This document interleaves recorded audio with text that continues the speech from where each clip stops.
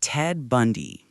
Ted Bundy looked like the last person anyone would suspect, a clean-cut, articulate law student with a quick smile and steady gaze. Behind that facade, however, was one of the most prolific serial killers in U.S. history. From 1974 to 1978, Bundy kidnapped, assaulted, and murdered at least 30 young women across several states, often using his charm, pretending to be injured or an authority figure to lure victims. After years of denials, court escapes, and self-representation at trial, Florida justice finally caught up. On January 24, 1989, Bundy was strapped into the electric chair at Rayford Prison. Crowds gathered outside with signs reading, "Burn Bundy, burn," cheering when the prison lights flickered. That moment, the smoke, the hum of voltage, the cheers, was America's cathartic full stop on 4 years of terror. Bundy's case remains the textbook example of charisma weaponized, proving evil doesn't always look like a monster. Sometimes it smiles, shakes your hand, and pretends to help you with your books. Jeffrey Dahmer. The Milwaukee cannibal murdered 17 men and boys between 1978 and 1991, luring victims from bars or bus stops to his apartment. What police found inside after his final arrest, skulls in the fridge, photos of dismemberment, preserved organs, still ranks among the most horrifying crime scenes in U.S. history. Convicted on all counts, Dahmer received 15 consecutive life sentences in 1992. In prison, he reportedly tried quiet repentance, attending church services and claiming rebirth through faith. Justice, however, came brutally. On November 28, 1994, while cleaning a bathroom at Columbia Correctional Institution in Wisconsin, Dahmer and 2 other inmates were left unsupervised. One of them, Christopher Scarver, attacked him with a steel bar. Dahmer died on the spot for massive head trauma. No guards nearby, no last words remembered. For the public, his death felt both sudden and symbolic. A life defined by violence ended through the same. It closed the chapter on a man whose crimes forced America to confront unimaginable darkness hiding in plain sight. John Wayne Gacy. If Ted Bundy embodied the charming predator, John Wayne Gacy personified the nightmare living next door. A respected Chicago contractor and part-time party clown, he hid one of the most gruesome crime scenes in American history beneath his own home. Between 1972 and 1978, Gacy murdered 33 young men and boys, burying most of them in the crawlspace under his house and dumping others in nearby rivers. His arrest revealed a horror so domestic it defied belief. The killer regularly volunteered at local events dressed as Pogo the Clown. Convicted on all 33 counts, Gacy spent 14 years on death row at Stateville Correctional Center. On May 10, 1994, he was executed by lethal injection. His last meal was fried chicken, shrimp, and strawberries. His last words, chillingly defiant, "Kiss my ass." Even at the end, there was no remorse, just the smug grin of a man incapable of seeing his own evil. Richard Ramirez. Dubbed the Night Stalker, Richard Ramirez terrorized California from 1984 to 1985, breaking into homes at night, killing indiscriminately, and leaving satanic symbols behind. He embodied pure unpredictability. Young, unkempt, eyes glinting with thrill.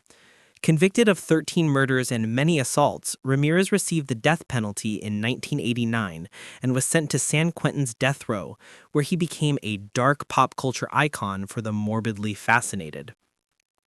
But death didn't come by injection or electric chair.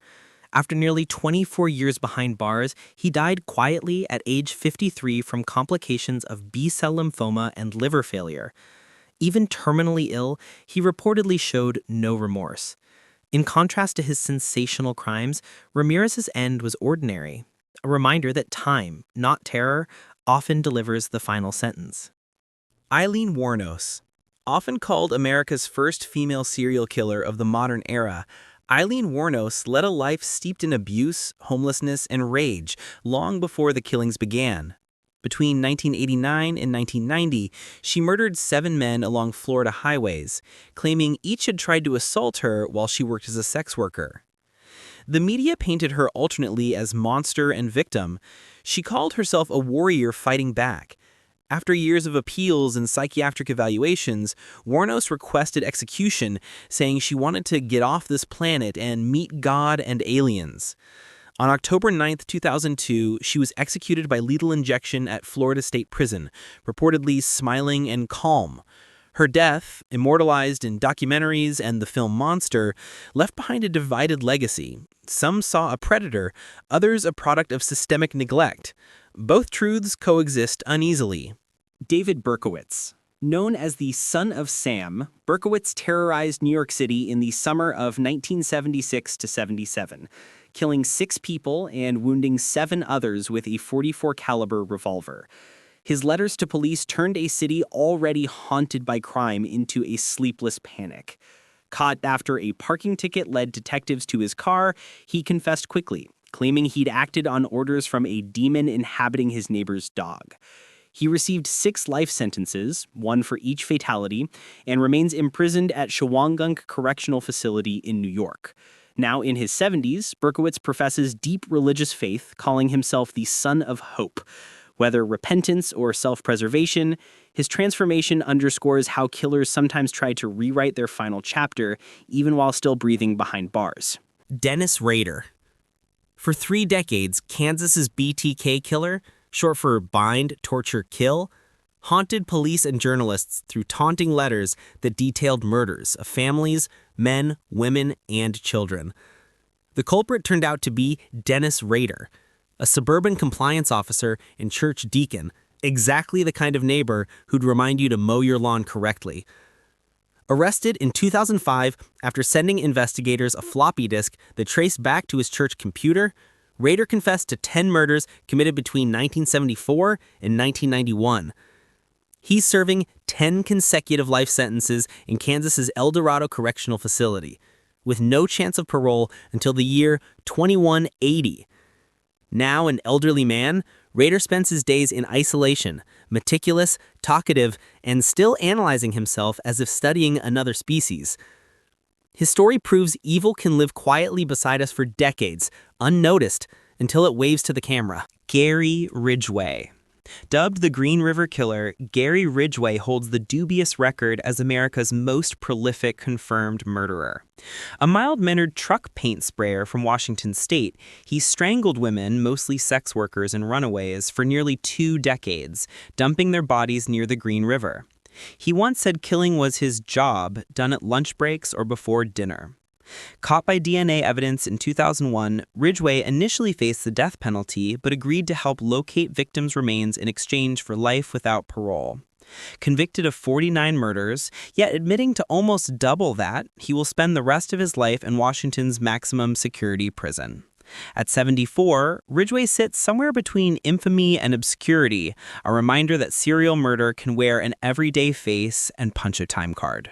Ed Gein, the quiet farmer from Plainfield, Wisconsin, Ed Gein became the grotesque muse for Psycho, the Texas Chainsaw Massacre, and Silence of the Lambs.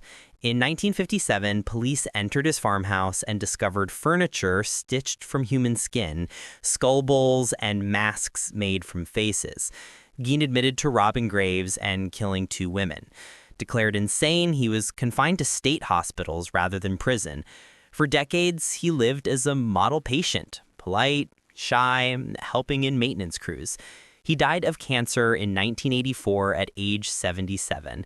His end was unremarkable, almost dull, compared to the nightmares he inspired. A strange symmetry, the monster who warped pop culture, dying quietly in a hospital bed. Albert Fish. Long before modern profiling, there was Albert Fish, one of the earliest documented American serial killers. A self-proclaimed boogeyman, he tortured and murdered several children in the 1920s, often sending the victims' families detailed, taunting letters describing his crimes. His confessions were so horrifying that one detective said he stopped reading halfway just to breathe. Fish was convicted in 1935 and sentenced to death.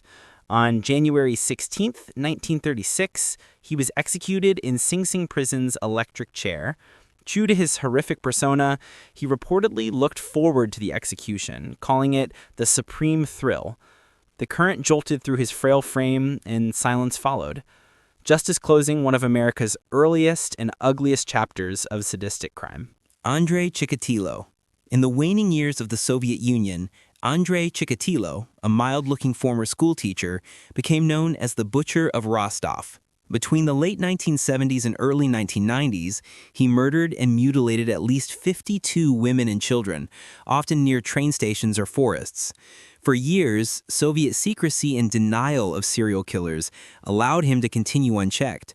When finally captured, his detailed confessions horrified even seasoned investigators. In a rare moment of fast Soviet justice, Chikatilo was convicted on 53 counts and sentenced to death. On February 14, 1994, in a Moscow prison basement, he was executed by a single gunshot behind the right ear. No ceremony, no delay. The man whose crimes spanned 2 decades was gone in seconds. Pedro Alonso Lopez. Nicknamed the Monster of the Andes, Pedro Alonso Lopez is possibly the most prolific killer in history by his own claim, boasting of over 300 murders of young girls across Colombia, Ecuador, and Peru during the 1970s. Authorities confirmed dozens of graves, but many more victims vanished in regions too remote or war-torn for investigation. Captured in 1980 in Ecuador, Lopez was convicted of 110 murders, yet released from prison and later a psychiatric hospital by 1998. Since then, he's disappeared completely. No confirmed sightings, no file updates, nothing. Whether he died, changed identity, or continued killing is unknown. That vacuum of certainty makes his story uniquely terrifying. Evil not destroyed, just untracked. Jack the Ripper. London, 1888.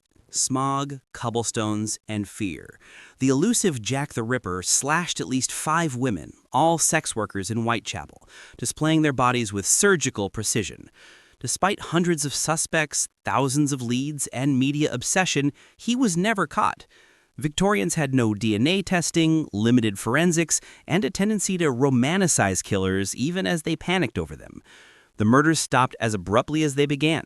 Some theorize the killer died or emigrated, others think he was locked away. A century later, modern analyses still argue over traces of DNA on old letters. But ultimately, Jack the Ripper's greatest weapon was anonymity. He invented the celebrity serial killer and vanished into legend, evil dissolving into fog and myth. Harold Shipman looked like the definition of trust. A calm British general practitioner who made house calls and remembered birthdays.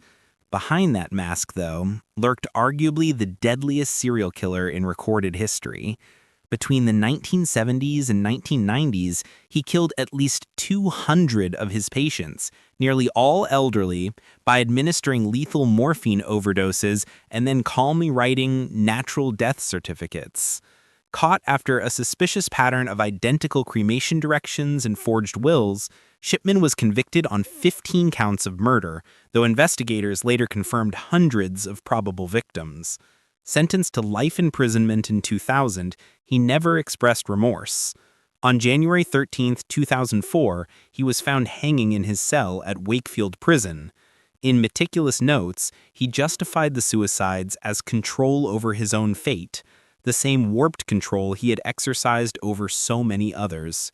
His case reshaped oversight of British doctors and fueled lifelong distrust of unchecked authority. Charles Manson was a wild-eyed and magnetic figure who turned a group of California drifters into the Manson family, convincing them in 1969 to commit a string of brutal murders, including the killing of actress Sharon Tate in the hope of igniting a race war he called Helter Skelter. Though he didn't personally wield a weapon, his mind orchestrated every act, making him a symbol of manipulation, cult psychology, and counterculture gone toxic. Convicted of 7 murders and sentenced to death, his punishment was later commuted to life in prison when California temporarily banned executions in 1972. For nearly 50 years, he remained an emblem of unrepentant evil, giving bizarre interviews filled with riddles, laughter, and hatred. On November 19, 2017, Charles Manson died of heart failure at age 83 in a Bakersfield hospital. His passing felt less like closure and more like a ghost finally fading, a man whose only real legacy was proving how charisma, left unchecked, can twist into catastrophic worship.